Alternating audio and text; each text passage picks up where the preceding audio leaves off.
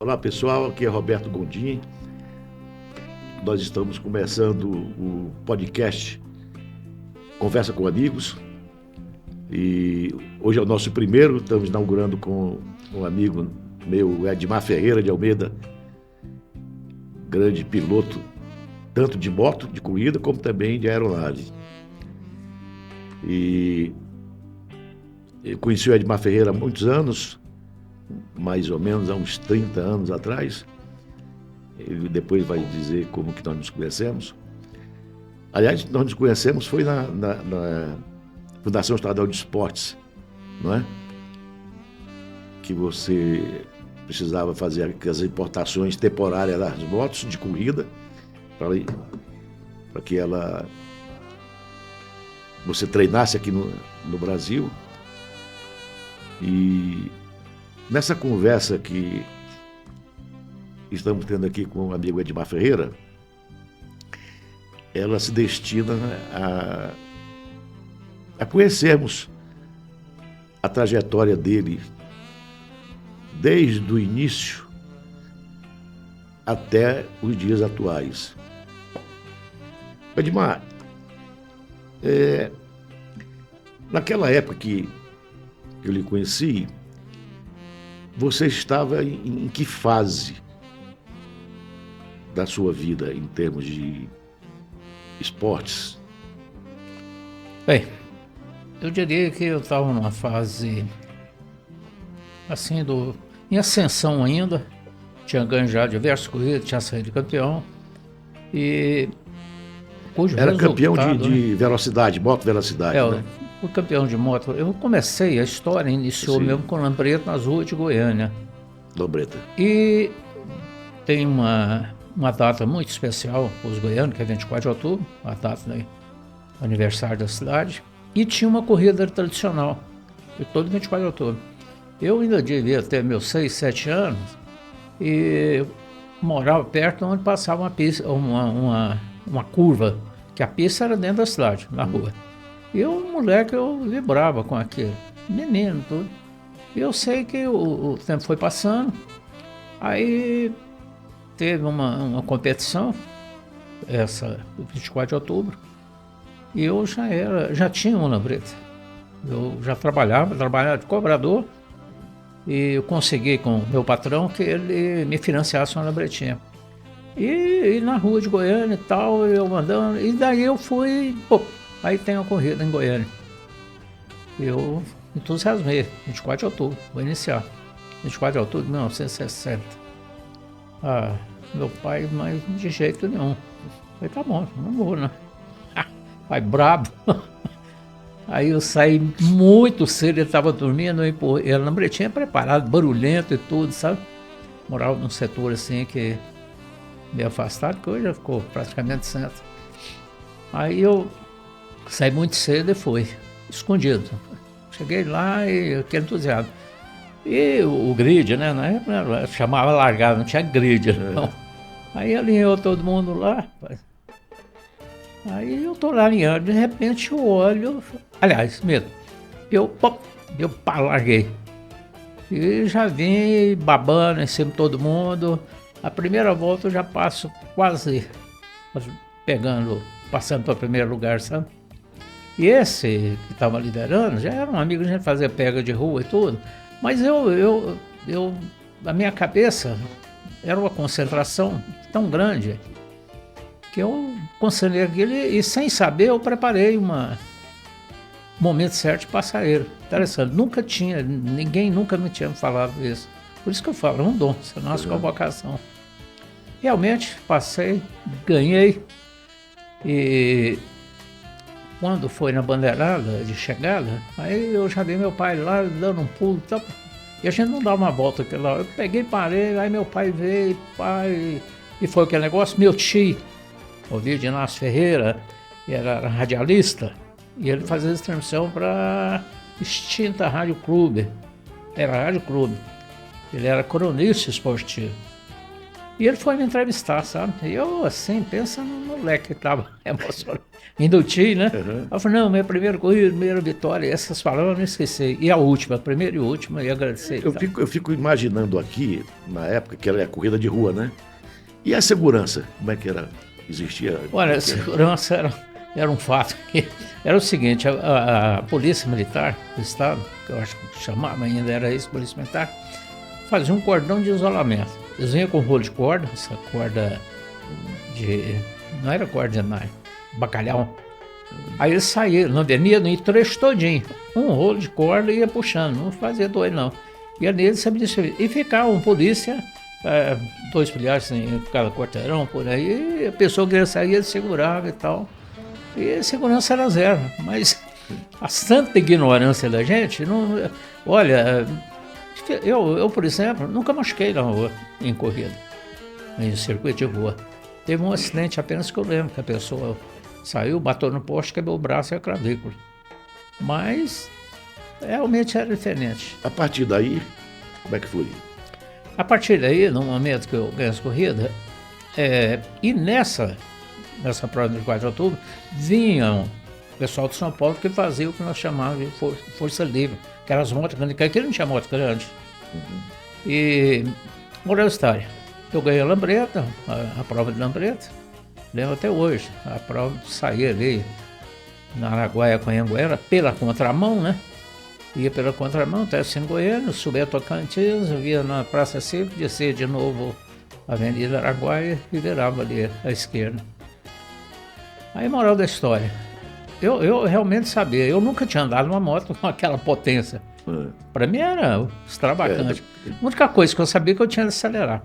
Mas eu fui chamado assim, o pessoal de São Paulo fez a corrida e o Benito Limões era o distribuidor da Ducati, das marcas do Luiz Latorre. Aí ele entusiasmou. Aí chegou no Latorre, que o Latorre participou e foi o último. Levou uma volta atrás, mas ele devia ter seus 60 para 70 anos, coroão mesmo.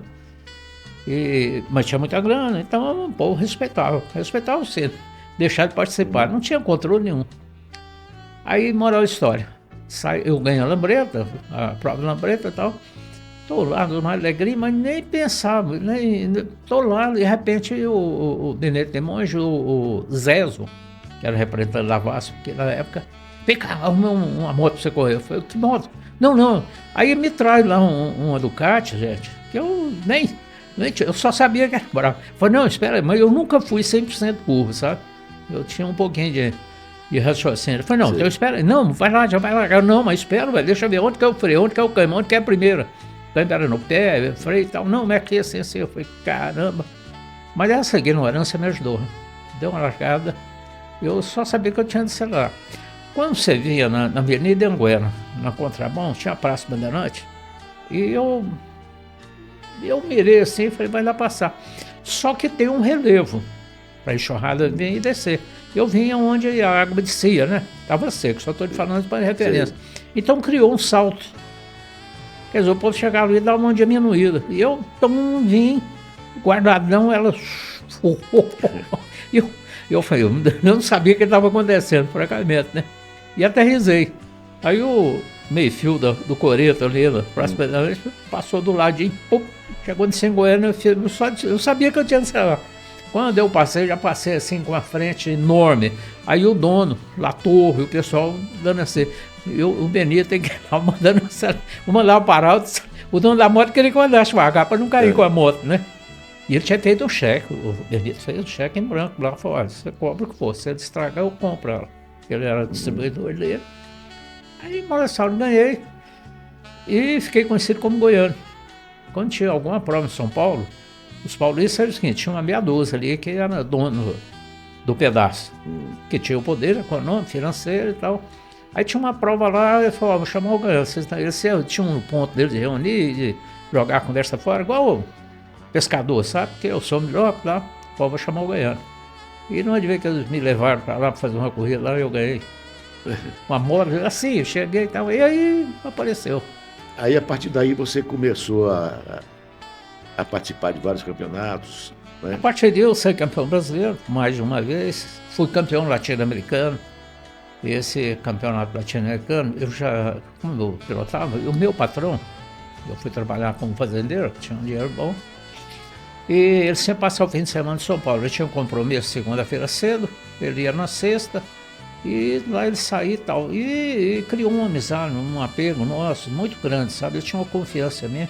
Sou Heitor de Carvalho, Heitor Dias de Carvalho Júnior. Ele era exportador de soja, ele comprava todo. Moral da história. Vai eu para São Paulo e convidei ele para assistir a corrida. Uma moto velha que estava lá encostada, que eu não tinha. Aí vem eu, logo nas primeiras voltas, já meio na frente. Foi 2, 3 voltas, ela quebrou. E aí ele me deu uma bronca, falou, olha, o negócio é o seguinte, eu não vim aqui passar vergonha, mas ele babou em mim, sabe? Eu vim para me divertir, não tem, aí moral da história. Se você tiver as condições, você ganha, eu falei, ganho. Você é campeão, eu falei, sou. E aí surgiu, ele me deu as condições, campeão brasileiro, e depois me levou para fazer o campeonato latino-americano. Falou, você foi campeão brasileiro, você vai fazer o campeonato Qual era a latino. marca que você corria? Olha, eu comecei com lambreta, né, que era lambreta mesmo, sim. que existe até hoje, e depois essa corrida de moto foi a Ducati, aí eu passei a correr Ducati, e depois entrei para Yamaha, fiz acho que foi a corrida de Kawasaki, sempre na rua.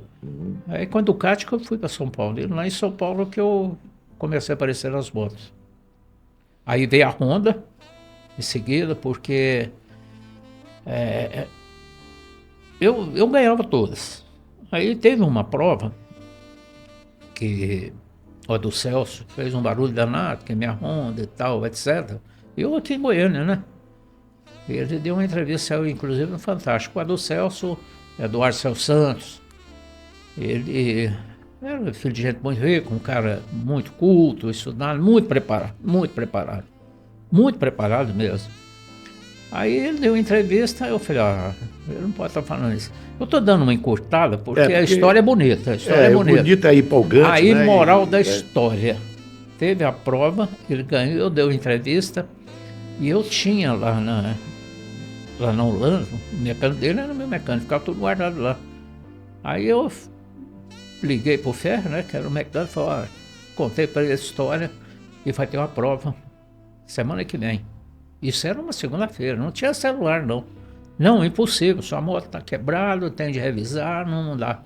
Eu falei, não, mas você tem... Não, impossível. Moral da história, Roberto. Ele pegou a moto do Adu, que o mecânico nosso era o mesmo. Pegou uma moto do Adu, que estava prontinha, arrumadinha, e falou, só tem a moto do Adu.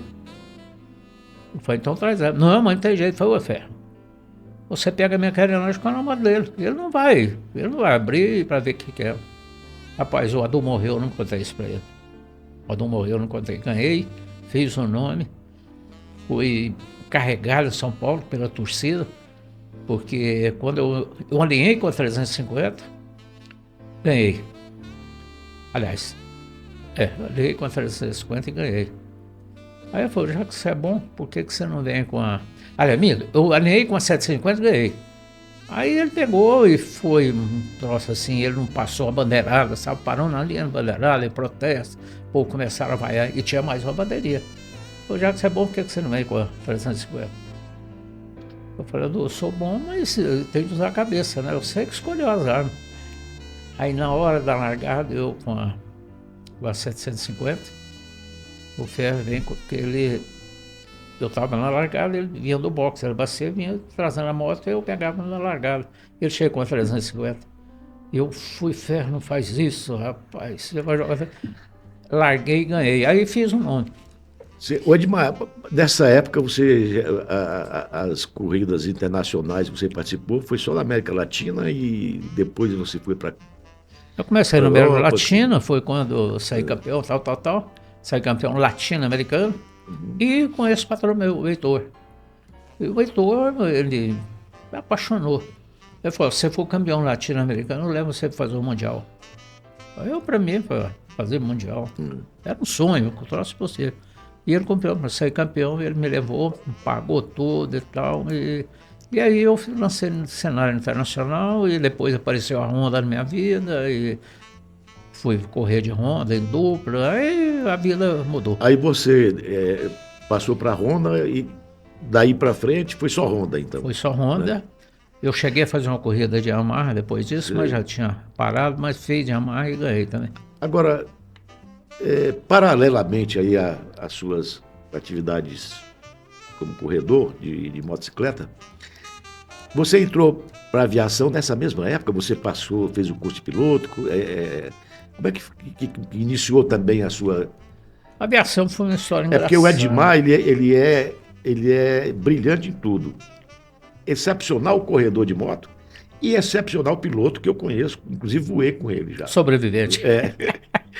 Mas vamos aí à sua colocação. Bem, o Heitor, eu voava com tudo e ele realmente é apaixonado. E ele me falou isso, se for campeão brasileiro, você vai. E a prova do brasileiro foi aqui em Goiânia. E seria a penúltima prova do brasileiro. A última seria em São Paulo. Eu acabei ganhando aqui, mas ganhei bonito. Aí eu falei, não, você agora vai ter que ganhar em São Paulo. Para você completar, aí eu te levo. Fui em São Paulo, ganhei. Aí saí campeão brasileiro, aí me levou para o latino-americano, saí campeão latino-americano, e aí me levou para o Mundial, e no Mundial apareci, e foi quando fui de Yamaha, aí apareceu a Honda, e fui campeão com Honda, corria de Yamaha, e a Honda me segurou, sabe? Sim, e na aviação, você na mesma época, paralelamente, você... Foi, o Heitor, como eu era empregado dele, era o piloto dele, né? E eu continuei na aviação. Até que, numa dessas corridas, ele... Quando você estava correndo, você já era piloto? Já era de piloto, avião? já era piloto. Eu brevetei, eu tinha 22 anos.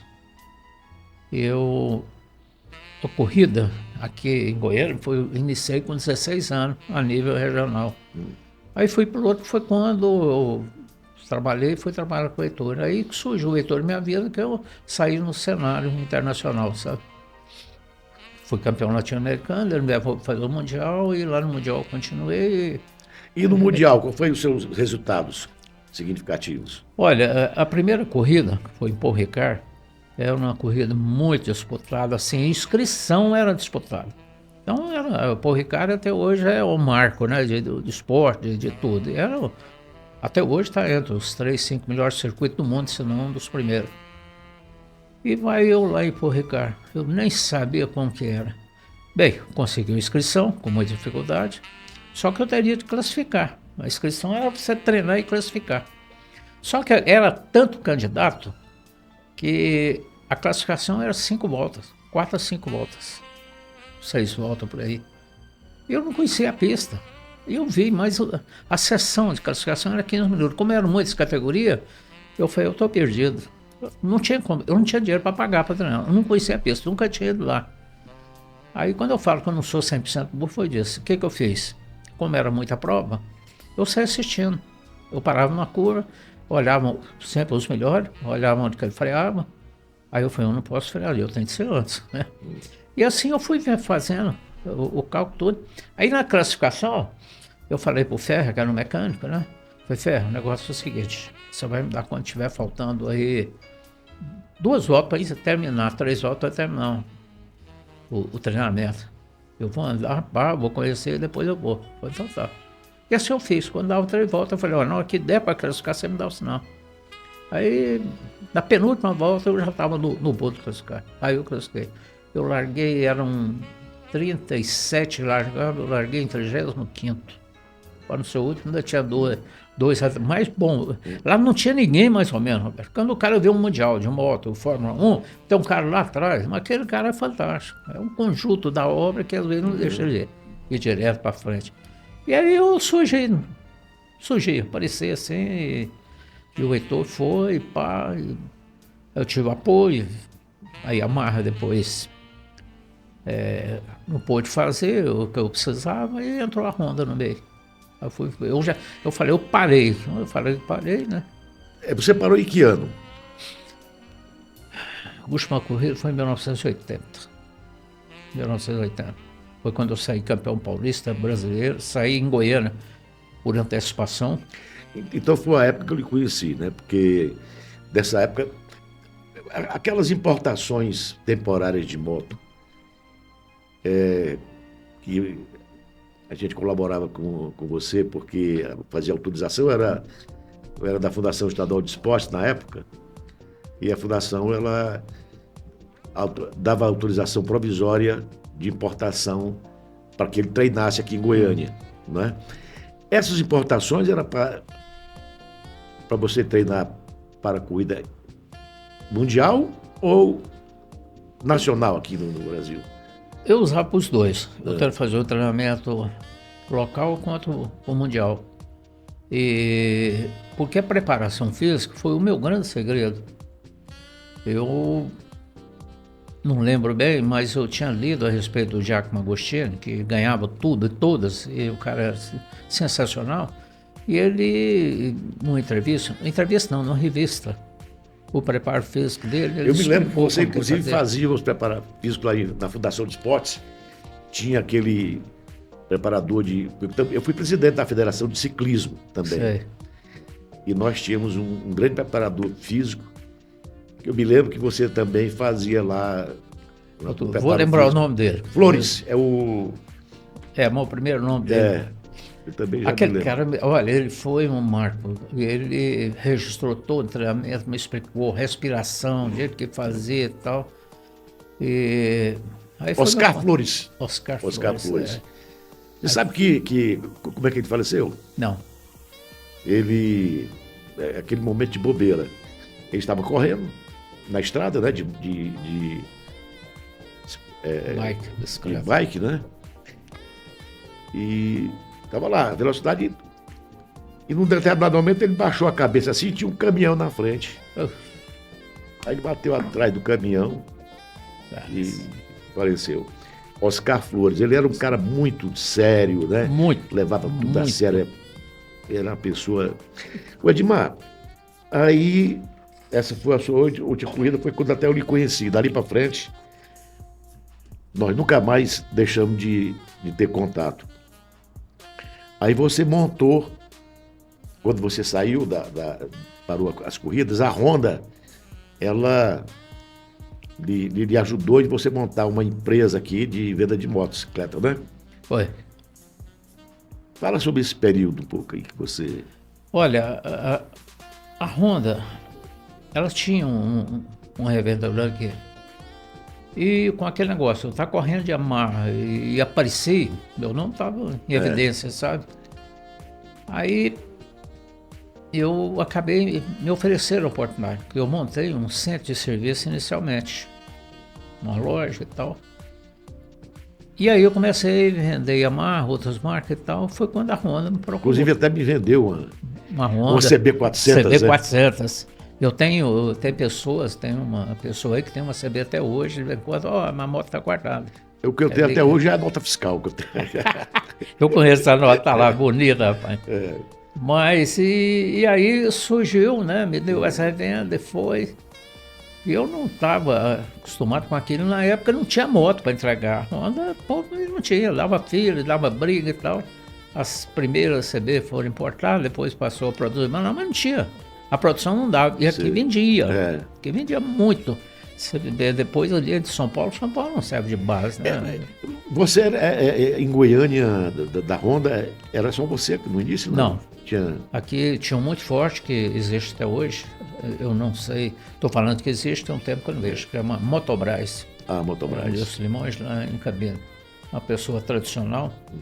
E não foi interessante, quando a Honda me chamou me convidou, espalhou a notícia, né? Ele foi atrás de mim para propor me comprar. Eu antes era sumido nada, mas ele, quando ficou sabendo, foi atrás de mim. Eu não tinha nem noção como que era. E aí eu peguei e montei inicialmente um serviço, fui assessorado pela própria Honda, né? E fui feliz na escolha das pessoas que estavam. Aluguei um galpão, que eu achava que era muito grande. E... Uma história, foi totalmente, eu sem experiência comercial na área. Eu mexia com aviação. Avião para mim era fácil, comercialmente, né? Não era difícil. E aí foi quando surgiu. Eu arrebentei a boca do balão. Francamente, foi uma época que vendia moto. Eu me lembro que naquela época, quando eu comprei até a moto, comprei várias motos lá, Até minha mulher fez. Você tinha, o Admar tinha na sua loja, lá tinha um espaço destinado a aulas, né? Da pessoa aprender a pilotar uma moto, o usuário Olha, normal. foi muito bacana Tipo uma você falar escolinha isso. Eu vou te contar isso, como que surgiu. A gente vendia moto, a pessoa pegava a moto e saía, e mal sabia andar. Então, a primeira é para baixo, a segunda é aqui, passa, olha, pô. O trânsito não era tão grande. Realmente o trânsito era muito viável, por isso vendia muito. Mas aí começou, o cara pegava a moto, chegava e passava uma semana, 10, 15 dias, 30 dias. Sabe aquele canetão, sabe, morreu. Mas como? Aí ele contou. Aí aquilo me tocou profundamente, os caras alegrinhos tudo, e eu falei, mas tá errado. Foi quando, não sei se foi em convenção, tive uma reunião com a Honda, e o entrou nisso. Aí eu falei, olha, tá acontecendo isso e isso, eu precisava de um know-how, que vocês me dessem apoio para montar um centro de treinamento, cara, eu vender a moto e dar para ele no treinamento, pelo menos uma noção, para ele frear, acelerar. Aí surgiu a motoescola. A Honda me deu todo o suporte, motoescola, fizemos uma pista e eu dava o curso. Você vai comprar, sabe andar? Não. Eu dava o curso. Eu fiz o curso lá também na época. Por isso que você está vivo até hoje, né? Mas é isso mesmo, isso aí para mim foi a glória e salvou muita gente. Podia machucar, mas salvou a vida de muita gente. Foi bem, Edmar. Então também fiz, inclusive, esse curso, como eu falei, na autoescola, na sua escolinha lá. Autoescola. Mas ali, depois, você parece que saiu do mundo do comércio de moto, não é? Você passou para frente o seu comércio. Aí passou a se dedicar só na área da aviação. E eu me lembro que você, na época, me falou que tinha montado uma sociedade, uma empresa nos Estados Unidos. Um sócio que você tinha fazia o curso de piloto, parece, coisa assim. Fale sobre essa época aí, o que foi que aconteceu? Olha, são duas coisas que me acompanharam, a aviação, e eu fui muito feliz na aviação. E eu comecei, naquela época podia importar, e faltava avião no Brasil. E tinha o Renato Balestra, ele saiu do Brasil para brevetar, ele não teve espaço, dificuldade, uma série de problemas. E ele foi para os Estados Unidos, e lá ele brevetou, e montou um táxi aéreo e tal.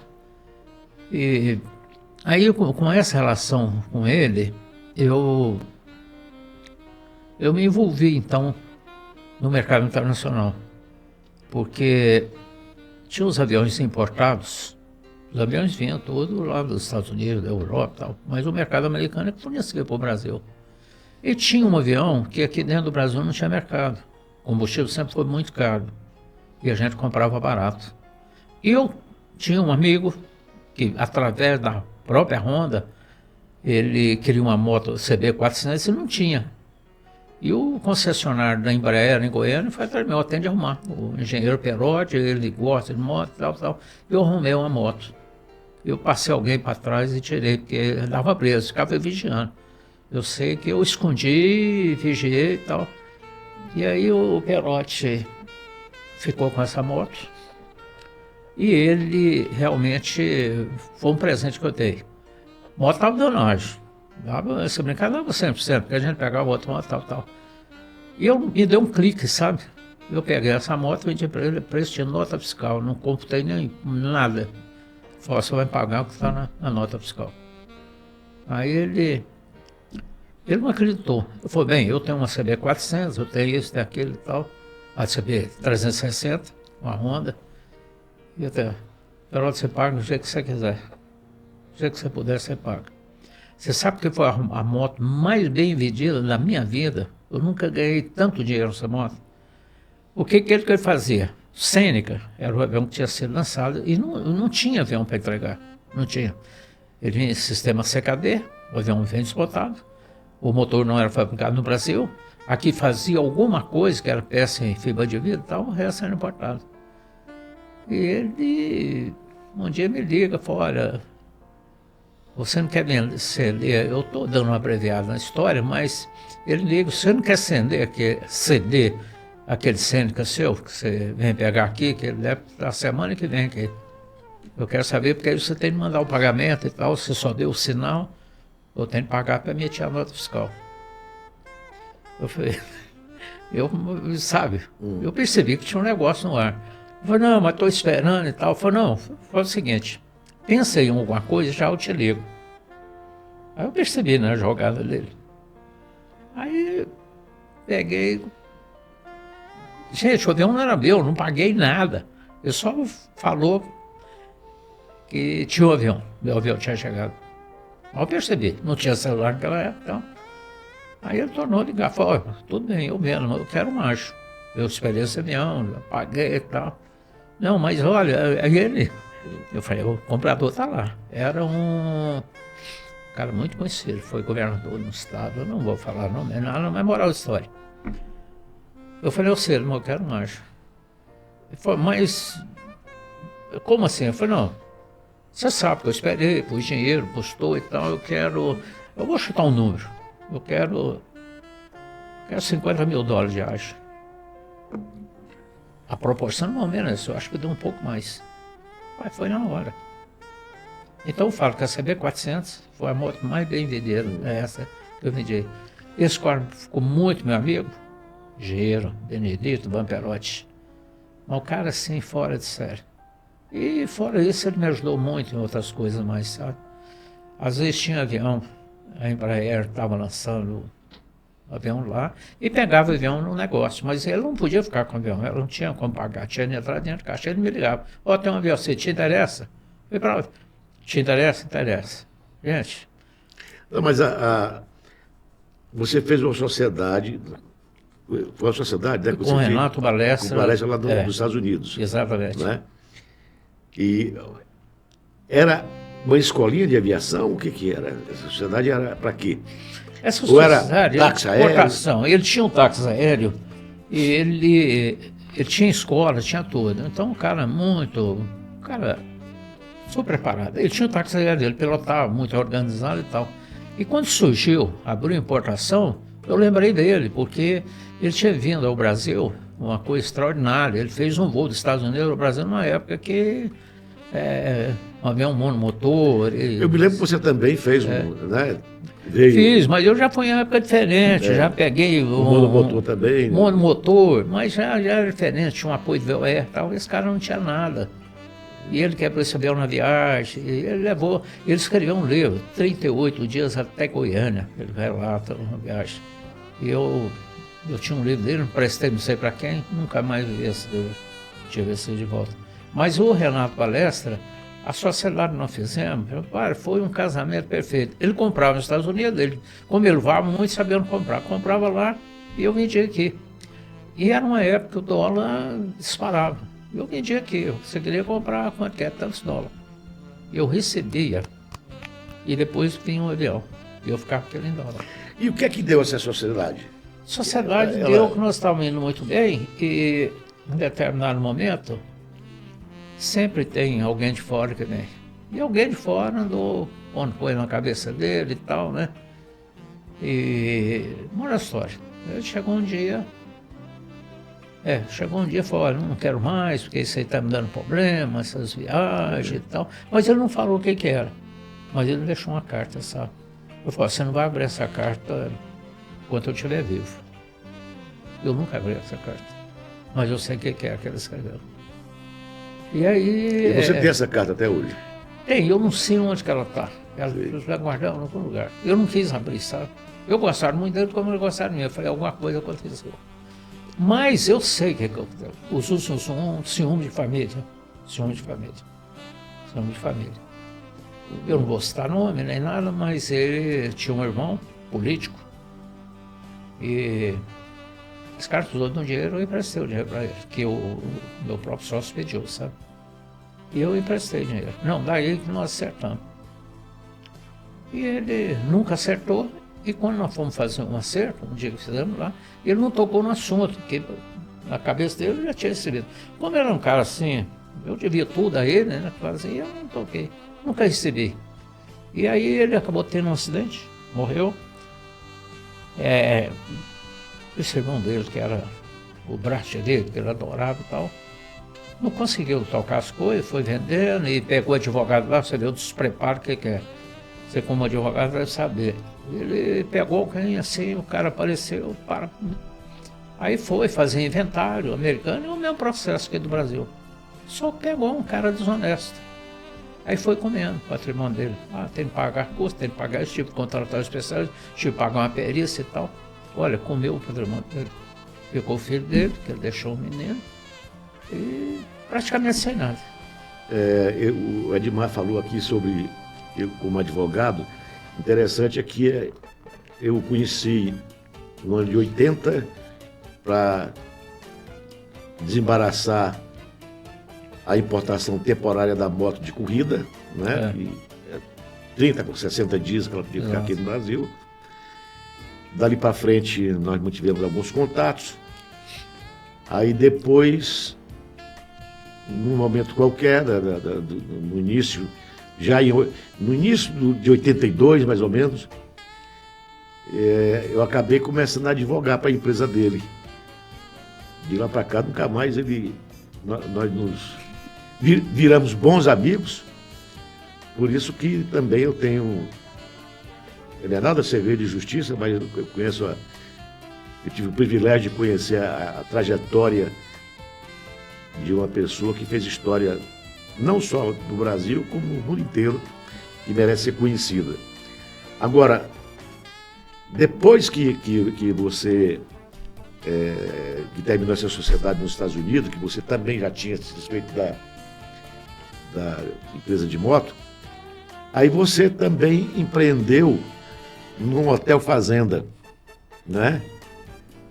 Era Lago das Brisas, né? Lago das Brisas, aqui em município de Buriti Alegre. Buriti Alegre. Por sinal, eu conheci, era uma maravilha. Inclusive, nos 40 anos da minha mulher, nós comemoramos lá, nós alugamos lá todo o hotel fazenda e reunimos vários amigos, ficamos um fim de semana lá. E essa história aí do hotel fazenda? Como é que essa história do Hotel Fazenda, interessante. Inclusive o Hotel Fazenda lá tinha até pista de pouso, né? Exatamente.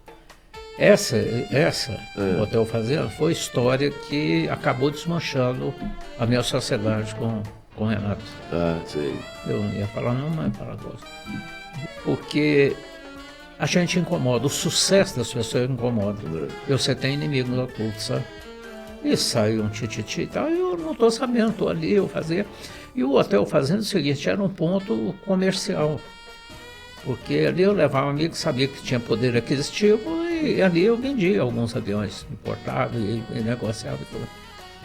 E saiu no vídeo do meu sócio lá que eu estava fazendo bacanal, e ele, sabe, alguém me queimou lá assim com ele, e ele, nós, em nossas contas, não tinha nada de errado. Tinha avião aqui, vendia, sempre tinha um ou dois aviões e vendia e tal. Aí de repente ele resolveu, falou, não quero mais e tal. Eu estou resumindo a história e tal. Aí eu fiquei assim, né? E foi quando ele inclusive fez uma carta para mim. Eu nunca quis abrir isso, né? E daí poucos tempos ele tem um acidente e morre, e eu senti demais, muito mesmo. Eu sei. Bem, aí depois você passou a se dedicar basicamente à aviação, né? Teve uma época que você voou para aquela região de garimpo, não foi? Foi. Você voou lá. Conta um pouco dessa experiência que você teve. Olha, na realidade minha aviação começou no garimpo. Eu comprei um avião e garimpo dava muito dinheiro. Eu comprei um avião fiado, né? Para pagar, gente, naquela época fio de cabelo valia. E eu tinha uma pessoa que entrou de sociedade comigo, eu tinha uma lanchonete, só que era melhor de Goiânia e muito movimentada. Foi onde eu tirei o dinheiro para brevetar. Paguei trabalhando lá e paguei o brevet. E aí, com a compra desse avião, tinha que pagar. E a notícia que o garimpo dava, alguém dava, tem um garimpo assim, no Currutelo, perto de Rondonópolis. Não era Currutelo. Era um garimpo, era o Rio Paranatinga. E de lá surgiu uma cidade. Aí eu fui para lá, moleque, e, gente, era uma aviação de louco. Primeiro dia que eu saí, eu manicaca pelo outro que Sei. não sabe nada. Gente, eu saí... É um aspirante. O aspirante. Aviação. Eu saí, rapaz, primeiro dia já me deram, os pilotos já estavam ali, com o senhor já me deu a saída errada e tal. Aí eu peguei e voltei, falei, então o negócio é errado, né? Aí eu procurei me orientar e tal, eu juntei a informação, eu consegui. Dava 22 minutos, 25 minutos de voo, né? E eu tinha de avistar com 18, 20 minutos tinha de avistar. E não tinha GPS. E para voltar não era fácil, não. E aí surgiu minha vida nesse garimpo. Eu sei que eu fiquei lá trabalhando uns 2, 3 meses, paguei o avião e ainda vim com um bocado de dinheiro, viu? Aí eu nunca mais quis voltar. Bom, não me bateu, eu tinha medo de pessoa me matar, porque não tinha... Não, lá era... Segurança lá era zero, né? Mas Inclusive, não existia segurança. Segurança era a lei, zero, que era mais forte. Não, matava e tal, etc. Isso foi no garimpo. E depois nos surgiu um outro. Eu já tinha parado com tudo, né? Eu fui no outro garimpo já para montar uma draga. Foi lá no Rio Madeira, onde deu todo esse bafafá. Eu ganhei dinheiro, mas lá eu vi que vender avião era o melhor negócio que ia chegar. Aí lá mesmo eu vendia os aviões e aí de repente eu peguei... Os voos para aquela região lá do garimpo, para a aviação, deve ter, a segurança também deve ser zero, né? Pista improvisada, como é que é? Olha, o fabricante, principalmente a Cessna, eles não sabem o que o avião deles faz. Agora já deve saber que já tem filme, tem tudo. O avião ele vem, tem uma característica, eles são homologados, vem lá, são tantos passageiros, tanto de combustível, tal, peso total, para decolagem. 400 quilos, combustível com tudo. Eu estou dando um número assim, aleatório. Lá a gente decolava com 800, o dobro. Então era bola 7, espirrou o taco, morria gente. Mas não podia, e pista, não era pista feita, trator e tal, não. Aquele vinha os caras, tiravam os tocos, aí vinha inchado, chadão e tal, não tinha como patrulhar, porque não tinha como entrar a máquina lá. Gente, era bola 7 mesmo. Aquilo lá a gente saía, não sabia o que acontecer. Ali eu aprendi a pilotar, na marra. Tanto é que Muito acidente por lá? Comigo não. Assim? Mas lá morria. Rapaz, uma das vezes que eu carreguei, porque o acidente era o seguinte, acontecia, eu não dormia no garimpo. Eu tinha medo que era tiroteio e uma bagunça. E toda segunda-feira cedo, o primeiro voo, o primeiro que chegava lá tinha que carregar o machucado, baleado, esfaqueado. Não tinha, nem tudo. Eu sei que eu cheguei lá, já tinha ganhado um dinheirinho, rapaz, esse dia. Aí uma mulher esfaqueada, já estava morta, e eu olhei ela, sabe? O cara meteu faca no pai. Eu olhei aquilo e não aguentei. Fiquei caladinho, rapaz. Fui e nunca mais voltei. Rapaz, é só uma experiência de vida que marca e merece ser conhecida. Agora, depois Você tem quantas horas de voo? Assim, mais ou menos. Olha, eu tenho a minha caderneta de voo lá. Agora, antes tinha registro, hoje já não tem mais registro. Minha caderneta lá dá 18 mil horas. 18 mil horas. Que eu tenho a caderneta. Então deve ter mais ou menos umas 20 mil horas, né? Daí para fora. De 20 a 25 mil horas. Quer dizer, porque voava demais. Você é comandante. Inclusive você também pilota jato, essas... As suas habilitações, você vem de categoria, então vem monomotor até tantos quilos, depois vem bimotores e tal. Hoje isso deu uma resumida, simplificou mais.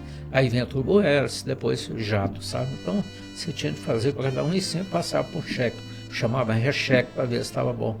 E eu tirei todas, foi até o jato. Sei. Hoje você podia estar, se quisesse, né? Tá comandando aí fazendo voos internacionais dessa empresa como comandante do avião. Edmar, ainda voltando esse assunto da aviação, houve um acidente com você pilotando um jato em um pouso ali em Aruanã, né? Você podia nos dizer o que é que aconteceu, como é que foi esse acidente? Olha, uma parte cruel da vida que eu vou te contar. Foi o melhor avião que eu já pilotei. O avião tinha tudo. O avião fala sozinho, o jato fala sozinho. E eu tinha chegado, eu peguei ele nos Estados Unidos e vim até o Brasil. No meio do caminho fiz uns 2 pousos e tal, para ver se estava tudo bem, porque já tinha uma viagem programada na quinta-feira, isso era uma terça. Eu cheguei aqui na quarta-feira, já no finalzinho da tarde, de noite, saí na quinta-feira desse avião. Um avião perfeito, tudo normal e tal. Porque lá na fábrica foi o seguinte, passou por uma revisão geral, o avião foi tudo revisado. E eu fui receber o avião. Recebi o avião tudo certinho, tudo perfeito. Eu percebi que tinha alguma coisa errada no freio, sabe? Aí eu chamei o técnico lá e tal. Não, aqui está perfeito. Se tiver alguma coisa, nós damos uma garantia. Você vai, volta aqui, porque o cara que é proprietário do jato, ele não faz a conta e tal. E o dono realmente vai fazer a conta de combustível para ele lá, para passar uma revisão e tal. Hoje não, hoje você já tem aqui o representante que, como a fábrica, como o automóvel, sabe? E eu sei que vai eu fazer esse voo com copiloto, mas tudo dentro do padrão, um dia bonito e tal. Mas você vai, pode, mas dentro do padrão. Tem um checklist, tudo checado e tal. Aí tocou, perfeito, tudo. Perfeito. No comecinho da pista, o tamanho da pista era homologado para aquele tipo de voo e tudo certinho. Pista asfaltada. Moral da história. Eu chego lá. Aliás, Mito, eu pousei lá por uma questão de emergência, inclusive. Uma questão de emergência. Foi.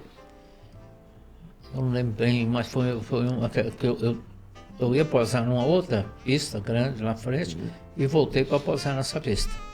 Foi uma emergência. Um caso de doença, sei lá. Morre, não morre, eu tive que pegar ele lá. Foi um voo assim de misericórdia, que já chama de aviação. Gente, eu cheguei, freio, toquei e cadê freio? E ele não tem reverso. Então, felizmente, o avião saiu, era um modelo que não vinha com reverso. Ele tem um freio aerodinâmico, com velocidade ele mata e o resto eu uso o freio. Aí vai, pá, cadê freio? Ele matou a velocidade, aí eu bati no barranco praticamente parado. Mas eu não tirei o pé do pedal. E aí foi quando eu bati no barranco, que ele veio e eu quebrei minha perna. Quebrei o fêmur e a tíbia, salvei o joelho, sabe? E o avião não explodiu, porque eu não saí com combustível. Então E ali não dava para remeter? Não dava, se eu remetesse, morria todo mundo. Não dava porque... Você vê o que é a experiência, né? Se você não tivesse a experiência... E essa experiência que eu tive, da noção de frear e distância, foi em cima da moto, que a moto tinha a noção, pela minha visão, pela paisagem e tudo, é difícil explicar isso. Mas você olha, porque nem sempre dá para você olhar a placa. Você vai ultrapassar um adversário, você vai ultrapassar na freada, porque na reta é moleza, então você vai levar na freada. Então isso aí me deu essa noção. Quer dizer, eu como apenas um curioso, porque não é? Há muitos anos atrás eu tentei tirar o brevet, mas por questões ali à minha vontade, eu tive apenas 12 horas de voo no Aeroclube, no Paulistinha. Então, eu gosto da aviação, mas só tive 12 horas de voo. Mas eu fiquei imaginando que você praticamente deu um cavalo de pau desse avião ali, para que ele não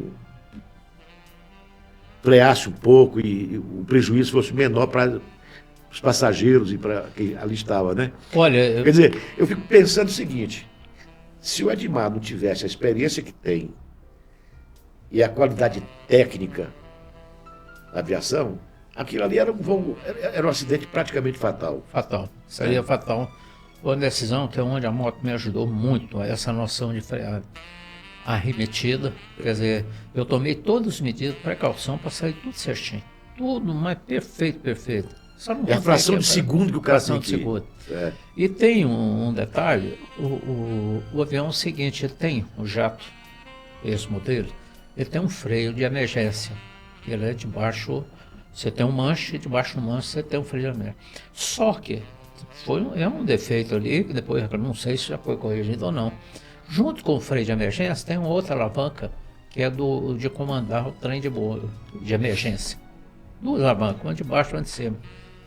Eu não podia desviar a atenção e puxei. A minha mão levou e eu puxei. E não era o freio de emergência. Ele foi quase parar. Quando eu vi que tinha falhado o freio, o copiloto estava comigo, o copiloto também tentou frear, porque tem freio dos dois lados. Ele não conseguiu. E ele pegou e tirou o pé. E eu só freia comando, e eu brigando ali, e não deu. E eu não pude. Se eu tiro o pé do pedal, eu ia bater em frente, aí eu não sei o que podia acontecer. Olha, mas bateu devagar. Mas aí foi o filme, tive, eu...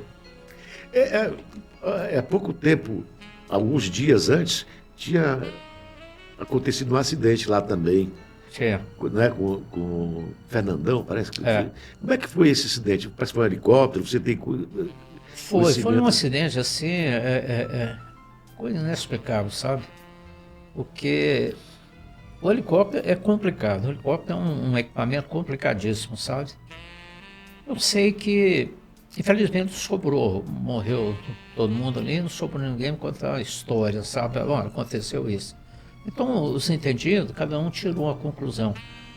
Eu fiz algumas horas de helicóptero, mas eu não vou helicóptero, sabe? A gente tem noção da aviação. E o helicóptero é completamente diferente do avião, é uma outra aviação. Então, presume-se ali que ele deu uma pane, alguma pane assim, e ele tocou uma pá de hélice. A hélice dele é uma hélice é bipar, é uma hélice comprida. E ela tocou, e houve desequilíbrio. Tanto é que ela tocou de um lado, parece, isso eu estou falando sem conhecimento, parece que quebrou uma pá de hélice. Alguma coisa aconteceu na pá de hélice. E não deu para parar. Não deu porque aí ele foi, e foi uma tragédia. Edmar, hoje em dia você deve estar só nas brancas nuvens, nos plácidos sorrisos, né? Só aproveitando aí os bons momentos, né?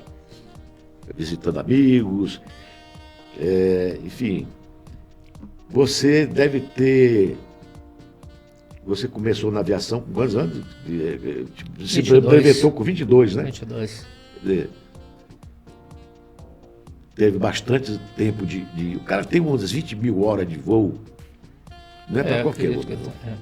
Não é para piloto, aviação comercial, o cara que voa a companhia, não. O cara que voa a companhia 21 horas, mais para gente que praticamente não, diurno.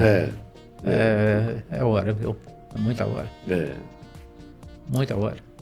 E te dá muita experiência, sabe? Esse tipo de voo que nós fizemos por ontem, nós começamos tudo, te traz muita experiência. Sim. Muita experiência. Hoje voltando lá ao Hotel Fazenda, você também já se desfez daquilo ali, né? Já vendeu. O tempo lá venceu. Venceu. Agora, e atualmente? O que é que você anda aprontando, fazendo? Olha, atualmente eu vivo como um bom aposentado, sabe? Mas eu não pretendo continuar desse jeito. Então eu já tenho algumas ideias em mente e tudo, sabe? E tem umas coisas em mente que eu pretendo fazer ligado à aviação.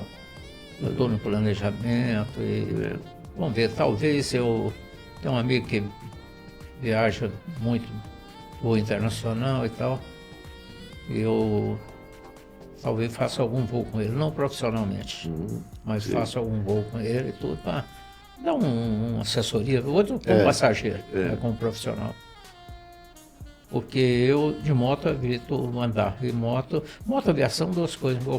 Moto virou um perigo muito grande, sabe? Você não sabe de onde vem o inimigo. Interessante, você falou em moto, pessoa campeão sul-americano, campeão brasileiro de velocidade. Você participou também das 24 horas de Le Mans, lá em Moldó, não é? Tirou uma boa classificação lá. É os mais difíceis do mundo essa prova. Pois é. Todo esse know-how, hoje tem medo de andar de moto. Não por culpa da moto, mas pelo o desarranjo que está o trânsito, né? O desrespeito também dos dois lados, né? Nós temos um motociclista aí que não respeita trânsito nenhum, vai costurando ali, enfim, morre gente todo dia, mais do que em corridas né? Mas todo dia morre gente e não toma precaução disso. Roberto, é um conjunto de fatores e fatos, sabe? Então é o seguinte, as motos hoje estão andando mais do que os próprios motociclistas. Elas são muito fortes. As motos que eu conheço, pra você ter uma ideia, é praticamente igual a potência de motor. Só que essas motos de hoje, ela tem chassi, tem freio, tudo, tem muita potência. Mas o piloto não está preparado para aquilo. Então você vê cada acidente, eu já estou falando moto, uma cilindrada maior, as pequenas nem se falam. Então, cada acidente que você vê é inexplicável. Coisa assim, e só falta de preparo. O cara ter uma orientação, ter uma educação, a empolgação, 2, 3, a empolgação vai. E sempre tem um que quer ser melhor que o outro. Porque a moto, ela também provoca você também. A própria moto, ela provoca você. Né? Você absorve aquela cavalagem ali na sua mão, te obedecendo, você vai. Se você não tiver um controle emocional, um domínio emocional, e foi onde o avião me ajudou, onde a moto me ajudou no avião, esse controle emocional, porque não é fácil não. Você empolga com aquilo, ainda mais numa disputa, você sai um grupo 3, 4, 5, 6, cada um quer ser mais rápido que o outro, é onde acontece. Pois durante esses anos, quer dizer, de 80 para cá, só são 43, né? 40 e... De 80 para cá tem uma bastante estrada. 80 tem, 80 para 2000 são 20, 43 anos. 43 anos. Há 43 anos que eu acompanho o Edmar Ferreira, essa figura excepcional, um homem de bem, de família, íntegro, profissional qualificado, extremamente qualificado, exemplo que todos que o conhecem sabem. E para mim sempre foi um motivo de satisfação tê-lo no rol das minhas amizades, porque o Edmar, acima de tudo, ele é muito prestativo, em todo sentido. Se você precisar dele para qualquer coisa, ele puder fazer algo com você, ele faz. Sem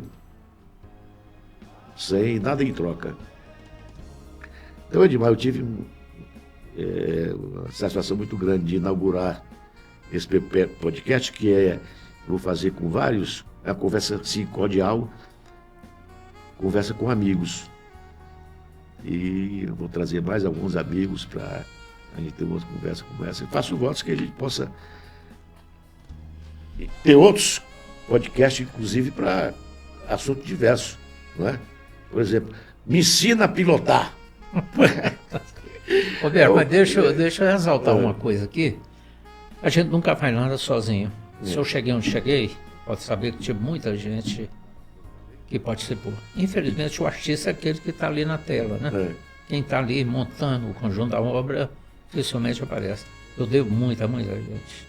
Muita, inclusive você. Você não só para mim, mas para o motociclismo. Eu lembro que uma vez solicitei, precisamos organizar aqui, federação e tal. Você prontamente se pôs, foi presidente da federação e montou. Então nós devemos muita gente. Sozinho não se faz nada. E nós temos pessoas aí que, evidentemente, você ainda vai ter a oportunidade de trazer, que sabe dessa história. Eu acho que eu fui assim, um grão, uma semente que predestinado, que apareceram boas pessoas através do meu emprego, através da minha profissão e tudo, o profissionalismo, que foi a lição, é a lição que a gente chama profissionalismo, tem que ser profissional. Às vezes você pode ser duro, pode ser mal, você perde, às vezes uma amizade, alguém e tal, mas você tem que ser profissional. Eu aprendi, eu não sei se foi com você, mas aprendi com a pessoa que tem a cultura.